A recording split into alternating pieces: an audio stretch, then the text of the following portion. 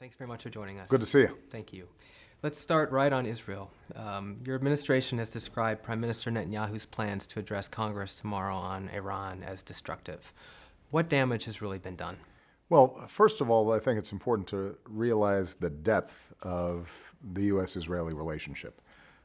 Under my administration, billions of dollars have gone to support Israel's security, including the Iron Dome program that has protected them from missiles firing along their borders.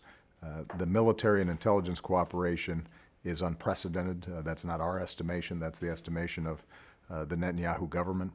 And that bond is unbreakable. And so we need to make clear from the outset how strong our alliance with Israel is. The second point is that we actually share a goal, which is making sure Iran does not have a nuclear weapon. That's something that I committed to when I was still a senator. It was a solemn pledge that I made before I was elected president, and everything that I've done over the course of the last several years in relation to Iran has been in pursuit of that policy. But let's talk a little bit specifically about the Prime Minister. Susan Rice said what he has done by accepting the invitation to speak was destructive to the fabric of the relationship. Would you agree that it's destructive? And if so, will there be any consequences for him or for Israel? You know, I think that Prime Minister Netanyahu is sincere about his concerns with respect to Iran. And given Iran's rhetoric, given the extraordinarily disruptive and dangerous activities of this regime in the region, it's understandable why Israel is very concerned about Iran. We are too. But what we've consistently said is we have to stay focused on our ultimate goal, which is preventing Iran from having a nuclear weapon. Now, as a matter of policy, we think it's a mistake for the Prime Minister of any country to come to speak before Congress a few weeks before they're about to have an election.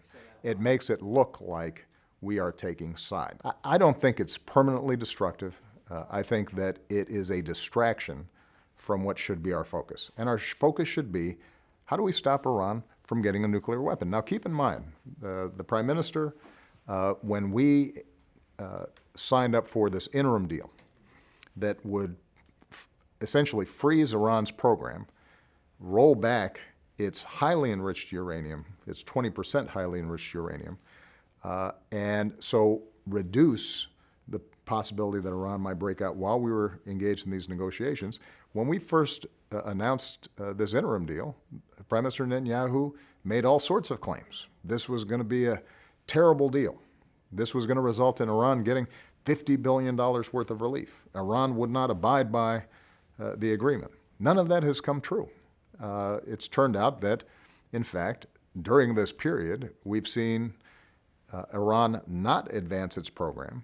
In many ways, it's rolled back elements of its program, and we've gotten more insight into what they're doing with more vigorous inspections than even the supporters of an interim deal suggested. So the question is this. If, in fact, we are trying to finalize a deal, why not wait to see, A, is there actually going to be a deal? Can Iran accept the terms that we're laying out?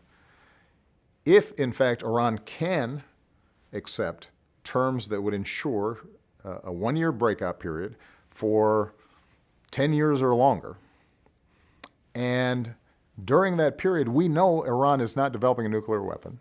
We have inspectors on the ground that give us assurances that they're not creating a covert program.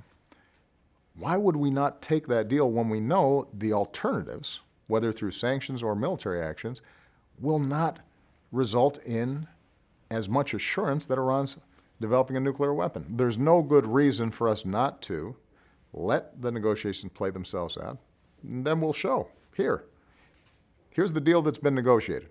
Does it make sense? And I am confident that if, in fact, a deal is arrived at, that it's going to be a deal that is most likely to prevent Iran from getting a nuclear weapon.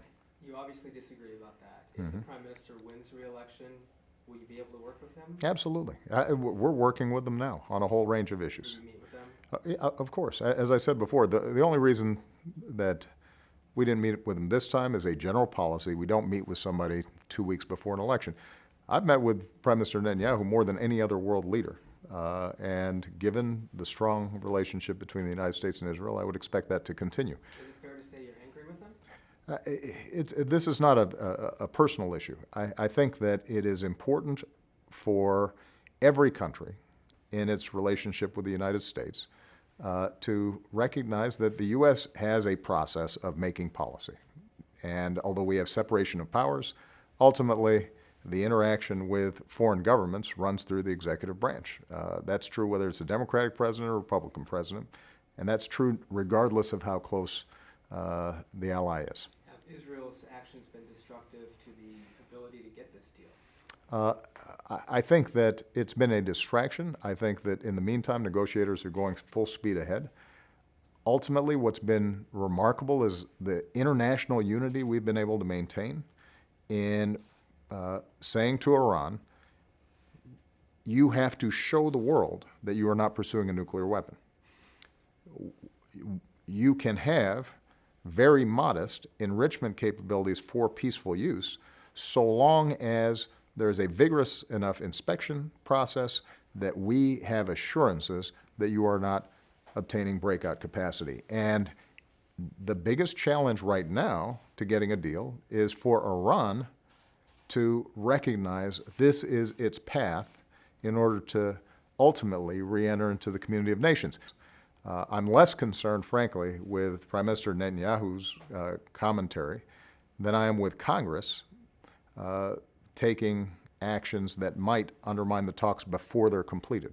And what I've said to members of Congress, both Democrats and Republicans, is there will be plenty of time for us to reapply sanctions, strengthen sanctions, to take a whole range of other measures if, in fact, we do not have a deal. But what we should not do is prejudge the deal and initiate sanctions that might allow Iran to walk away and claim that, in fact, the United States is the one that has eliminated the path of diplomacy.